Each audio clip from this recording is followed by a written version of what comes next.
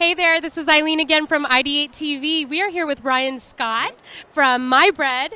And Ryan, you are the founder of My Bread. Why don't you tell us a little bit more about your product? So I started the company with my college roommate. We met at Drake University like 10 years ago and started My Bread 5 years ago. He was diagnosed, Dan, with celiac disease in high school, and his mom and sister have celiac disease as well. We always talked about starting our own company. So Dan came up with the idea of a gluten-free pita, a really versatile product. And 5 years ago, we walked into stores in Chicago, and now here we are in California. I'm sorry, but gluten-free pita, that just blows my mind.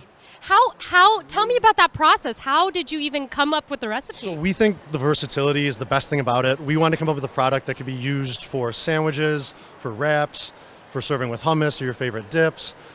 So the pita was the perfect choice for that.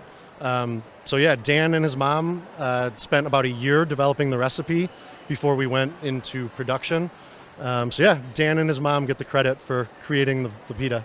So tell me a little bit more about your inspiration. I know you said Dan was really, did you watch him struggle through the disease? Tell me more about why you're involved. When I lived with Dan in college, gluten-free bread wasn't widely available. There was like one option. It was awful. I would watch him make sandwiches and the bread would crumble in his hands. And so we always thought that we could make something better than was available. So that's what led Dan to start experimenting and trying to create his own breads, just creating a better product.